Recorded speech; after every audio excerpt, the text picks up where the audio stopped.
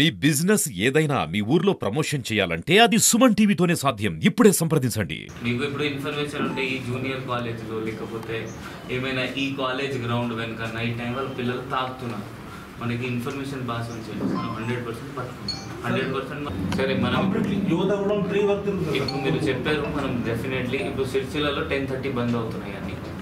ఇక్కడ కూడా వెమ్లవాడ కూడా ఈ రోజు నుండి లేకపోతే 1-2 డేస్ పడుతుంది జనాలకి అలవాటు పడడానికి. 10:30 తర్వాత అన్నీ బంద్ అవుతాయి. మీటర్స్ కాదు, ఇంతకుముందు అమ్మారు మళ్ళీ పట్టుకుంటారు. వికాస్ కుమార్ ఇతను జగదల్పూర్ ఛత్తీస్గఢ్ నుండి గాంజా తీసుకొని కరీంనగర్ డైరెక్ట్ బస్సులో ప్రైవేట్ బస్సులో వచ్చారు. సో ఇతను యాజ్ ఎస్కాట్ వచ్చారు. ఇద్దరు పిల్లలకి, వాళ్ళిద్దరు మైనర్ అనుపమ్ దాస్, నరేందర్ చంద్రియ, వీళ్ళిద్దరు ఒడిశా చెందిన వాళ్ళు జగదల్పూర్లో పని చేస్తున్నారు. వీళ్ళ ఇద్దరికి డబ్బులు ఇస్తాను, ఫోన్ కొని ఇస్తాను, వాళ్ళ నుండి ఒక 5.2 కేజీ గాంజా ఒక ప్యాకెట్లో ప్యాక్ చేసి పంపించారు. ఇతను వికాస్ కుమార్ అదే ఎస్కాట్ వెనక లారీ డ్రైవర్ లాగా లారీలో వచ్చారు. అది మనం ఇతన్ని పట్టుకున్నాము. పట్టుకున్న తర్వాత ఇతను ఇదే రెగ్యులర్ బిజినెస్ చేస్తారు. ఇంతకుముందు కూడా 2-3 సార్లు వచ్చారు. ఇక్కడ కరీంనగర్ వచ్చారు. కరీంనగర్ నుండి ఇక్కడ వెమ్లవాడ సిరిసిల్ల కూడా ఇంతకుముందు అమ్మారు. ఇప్పుడు ఇతను పట్టుకున్నాము. రిమాండ్ పోతారు. ఇది కాకుండా కూడా మనం ఇప్పుడు లిస్ట్ ప్రిపేర్ చేస్తున్నాం. ఎవరెవరి పిల్లలు కూడా గాంజా తాగుతున్నారు వాళ్ళు కూడా పేరెంట్స్కి పిలుస్తున్నాము. అది కూడా రెగ్యులర్గా కౌన్సిలింగ్ జరుగుతుంది.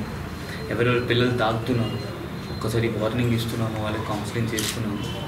మళ్ళీ దొరికితే మనపై కేసు అవుతుంది. కేసు అయితే తర్వాత ఇబ్బంది అవుతుంది. అంటే పాస్పోర్టులు, వీసాలు, జాబ్ వెరిఫికేషన్లో, కానిస్టేబుల్ రిక్రూట్మెంట్ జరిగింది. నన్ను కొంతమంది పైన కేసెస్ ఉంటే లిస్ట్లో సెలెక్ట్ అయిన తర్వాత కూడా కేసెస్ ఉన్న వాళ్ళకి ఫైనల్ కాల్ లెటర్ రాలేదు. అట్లయినా ఇబ్బంది వస్తుంది.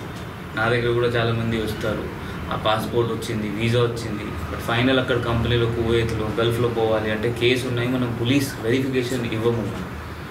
సో అందరు గాంజాతో దూరం ఉండాలి. మనం గాంజా పైన ఒక డ్రగ్ వార్ చేయాలి. అందరు కలిపి చేస్తే జనాలు, దాంట్లో రిపోర్టర్స్, మీడియా వాళ్ళు, కామన్ సిటిజన్, డాక్టర్స్ అందరు కలిపి ఒక వార్ చేస్తే మనం దీనిపైన గెలవచ్చు. సో అందరితో అదే మనవి, మీకు ఏమైనా చిన్న ఇన్ఫర్మేషన్ ఉంటే మనం 100 డైల్ చేసేయండి. లోకల్ ఇన్స్పెక్టర్కి, ఎస్హెచ్ఓకి, డిఎస్పీకి, నాకు మీరు ఇన్ఫర్మేషన్ డైరెక్ట్లీగా ఇవ్వండి. మనం అది మీకు ఇన్ఫర్మేషన్ గోపిగా పెట్టి అది డికాయ్ లాగా చేసి లేకపోతే ఇంటెలిజెన్స్ పెట్టి పట్టుకుంటాము. మన జిల్లాలో మనం గాంజా మినిమైజ్ చేయాలి, 100% రిమూవ్ చేయాలి ప్రయత్నం చేస్తాము. దానికి అందరికీ సహకారం. ఈ సంవత్సరం ఐ థింక్ నా 14 కేసెస్ ఆల్రెడీ అయినాయి. ఇది 15th కేసు ఈ సంవత్సరంకి. లాస్ట్ ఇయర్ కూడా 70 వరకు కేసెస్ అయినాయి.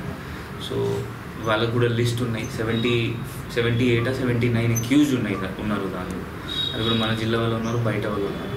వాళ్ళపైన సస్పెక్ట్ షీట్స్ కూడా ఓపెన్ చేయడం జరిగింది. వాళ్ళకి రెగ్యులర్ చెకింగ్ కూడా నడుస్తుంది. వాళ్ళ మళ్ళీ అదే దారికి పోతున్నారా లేదా, ఎవరైనా మళ్ళీ పోతే మళ్ళీ కేసు పెడుతున్నాం, జైలుకి